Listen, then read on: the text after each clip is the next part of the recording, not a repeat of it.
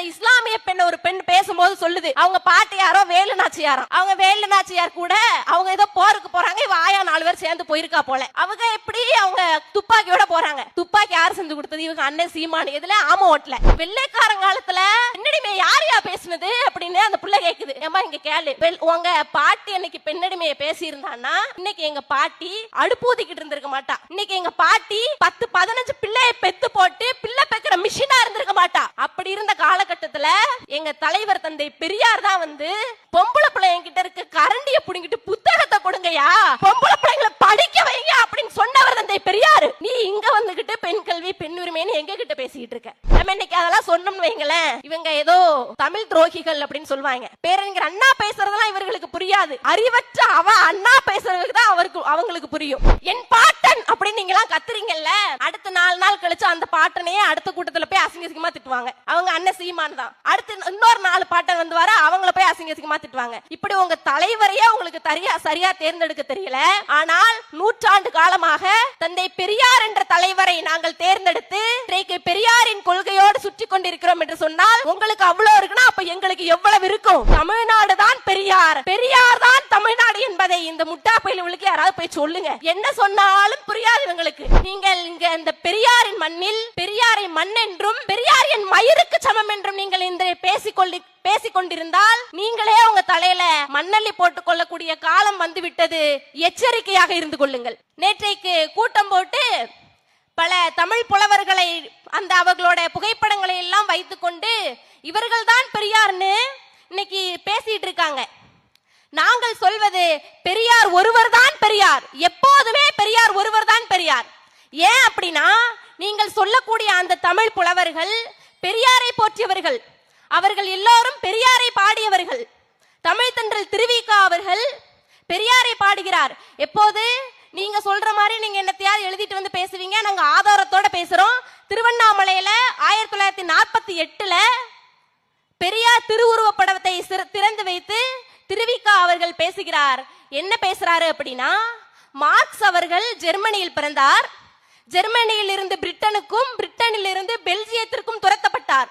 அப்போ மார்க்ஸ் அவர்களை பார்த்து ஒரு பாதிரியார் அவர்கிட்ட கேட்கிறாரு, நீங்க ஜெர்மனியரா அப்படின்னு கேட்கிறாரு. அதற்கு மார்க்ஸ் அவர்கள் பதில் சொல்கிறாரு, இல்லை நான் ஜெர்மனி இல்லை, நான் உலக மனிதன் அப்படின்னு மார்க்ஸ் அவர்கள் பதில் சொல்கிறார். அதை போல தந்தை பெரியார் அவர்களும் உலக மனிதர், அவர் உலக பெரியாரே அப்படின்னு 1948 தமிழ் தென்றல் திருவிக அவர்கள் சொன்னார் என்று சொன்னால், நீங்கள் சொல்லக்கூடிய அந்த தமிழ் புலவர்கள் தலைவர்கள் எல்லாருமே என் தலைவர் பெரியாருக்கு ஃபேனுடா. இப்படி நீங்கள் இங்க இந்த பெரியாரின் மண்ணில் பெரியாரை மண் என்றும் பெரியார் என் மயிருக்கு சமம் என்றும் நீங்கள் இந்த பேசிக்கொண்டிருந்தால் நீங்களே உங்க தலையில மண்ணள்ளி போட்டுக் கொள்ளக்கூடிய காலம் வந்துவிட்டது. எச்சரிக்கையாக இருந்து கொள்ளுங்கள். 1939 பேரறிஞர் அண்ணா அவர்கள் பெரியாரை பற்றி ஒரு வரியை சொல்லியிருப்பார். அதை சொல்லி சீமான் அவர்களையும் சீமானின் தம்பிகளையும் நாங்கள் எச்சரித்துக் கொள்கிறோம். என்ன வரினா, பிரிட்டிஷ் சிங்கத்தின் பிடரியை பிடித்த ஆட்ட நினைப்பவர்கள் இன்றைக்கு ஈவேராவின் தலைமுடியை பிடித்த ஆட்ட நினைக்கிறார்கள். அவர்களுக்கு ஒன்று தெரியுமா? ஈவேராவின் அந்த தாடியை பிடித்த ஆட்ட நினைக்கிறார்கள். அந்த தாடியில் ஒட்டுமொத்த தமிழ்நாடே இருக்கிறது என்பது அவர்களுக்கு தெரியுமா?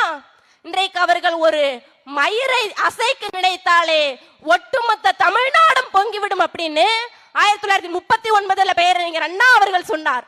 அதை நாங்கள் இன்றைக்கு சொல்லி உங்களை எச்சரித்துக் கொள்கிறோம். ஏனென்றால் தமிழ்நாடு தான் பெரியார், பெரியார் தான் தமிழ்நாடு என்பதை இந்த முட்டா பயிலுக்கு யாராவது போய் சொல்லுங்க. என்ன சொன்னாலும் புரியாது இவங்களுக்கு. நாங்கள் உங்களுக்கு எங்கள் தலைவர் தளபதி அவர்கள் பாணியில உங்களுக்கு பெரியார் என்று சொல்லும், திராவிடம் என்று சொல்லும், கசக்கும் என்று சொன்னால் நாங்கள் திரும்ப திரும்ப சொல்லுவோம், பெரியார் ஒருவர் தான் பெரியார். இன்றைக்கு சீமான் அவர்கள் மதவாத அரசியலை பாசிச பாஜகவிற்கு அடிமையாக இருந்து கொண்டு இஸ்லாமியர்களுக்கு எதிராக திராவிடர்களை திருப்பிவிட்டு இன்றைக்கு பல இஸ்லாமியர்களை பெரியாருக்கு எதிராக பேச வைத்து இன்றைக்கு பல மதவாதிகள் போல மதவாத அரசியலை இன்றைக்கு தமிழ்நாட்டில் நடத்தி கொண்டிருக்கிறார் தந்தை பெரியார் அவர்களுடைய பெயரை சொல்லி. இன்றைக்கு அந்த இஸ்லாமிய பெண் ஒரு பெண் பேசும்போது சொல்லுது, அவங்க பாட்டி யாரோ வேலு நாச்சியாரம். அவங்க வேலுநாச்சியார் கூட அவங்க ஏதோ போருக்கு போறாங்க, இவ ஆயா 4 பேர் சேர்ந்து போயிருக்கா போல. அவங்க எப்படி அவங்க துப்பாக்கியோட போறாங்க. துப்பாக்கி யார் செஞ்சு கொடுத்தது? இவங்க அண்ணன் சீமான். எதுல? ஆம ஓட்டல. துப்பாக்கியோட இவங்க போறாங்க போருக்கு. இவங்க போருக்கு போய் தான் அவங்க பெண்ணடிமையை அடிச்சு ஒடிச்சாங்களா? எப்படி? வெள்ளைக்காரங்காலத்துல பெண்ணடிமை யாரையா பேசுனது அப்படின்னு அந்த புள்ள கேக்குது. ஏமா இங்க கேளு, உங்க பாட்டி அன்னைக்கு பெண்ணடிமையை பேசியிருந்தான்னா இன்னைக்கு எங்க பாட்டி அடுப்பூதிக்கிட்டு இருந்திருக்க மாட்டா. இன்னைக்கு எங்க பாட்டி 10-15 பிள்ளைய பெத்து போட்டு பிள்ளை பெக்கிற மிஷினா இருந்திருக்க மாட்டா. இன்னைக்கு எங்க பாட்டி வீட்டை விட்டு வெளியே வராம அடிமையா இருந்திருக்க மாட்டா. உங்க பாட்டி இங்க பெண்ணடிமையை அடிச்சு ஒடிக்கல. அப்படி இருந்த காலகட்டத்துல எங்க தலைவர் தந்தை பெரியார் தான் பொம்பளை பிள்ளைங்கிட்ட இருக்க கரண்டிய புடுங்கிட்டு புத்தகத்தை கொடுங்கயா, பொம்பளை பிள்ளைங்களை படிக்க வைங்க அப்படின்னு சொன்னவர் தந்தை பெரியாரு. நீ இங்க வந்துகிட்டு பெண் கல்வி பெண் உரிமைன்னு எங்க கிட்ட பேசிக்கிட்டு இருக்க? தந்தை பெரியார் அவர்கள் எந்த அளவிற்கு பெண் கல்வியை ஆதரித்தார் அப்படின்னு சொன்னா, தந்தை பெரியார் சொல்றாரு, நாட்டுல 1000 கணக்கான பெண்கள் இருக்கிறாங்கன்னா அதுல ஒருவர் கூட படிக்கவில்லை என்று சொன்னால் இதை விட பெரிய அவமானம் இந்த நாட்டிற்கே கிடையாதுயா அப்படின்னு தந்தை பெரியார் சொல்றாரு. பெண்கள் படித்தாலே அவமானம், பெண்களை படிக்க வைக்க கூடாது, பெண்கள் படித்தால் அறிவார்ந்த சமூகம் உருவாகிவிடும் என்று சொன்ன பெரியவர்கள் இருந்த காலகட்டத்துல தந்தை பெரியார் அவர்கள் தான் பொம்பளை பிள்ளைங்களை படிக்க வைங்கயா, பொம்பளை பிள்ளைங்க படிக்கலன்னா உங்க நாட்டுக்கே அவமானயா அப்படின்னு தந்தை பெரியார் அவர்கள் பேசுகிறார்.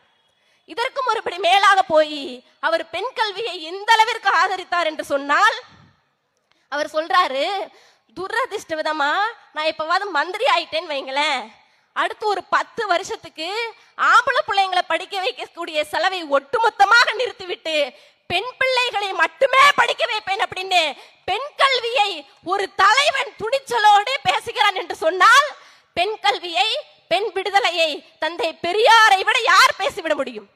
இந்த முட்டாள்களுக்கு, இந்த அறிவற்ற இந்த அறிவாளிகளுக்கு நாங்கள் சொல்வதெல்லாம் புரியாது. இன்றைக்கு பேரறிஞர் அண்ணா அவர்கள் பெரியாரை பற்றி பேசுகிறார். நம்ம இன்னைக்கு அதெல்லாம் சொன்னோம்னு வைங்களேன், இவங்க ஏதோ தமிழ் துரோகிகள் அப்படின்னு சொல்லுவாங்க. பேரறிஞர் அண்ணா பேசுறதெல்லாம் இவர்களுக்கு புரியாது.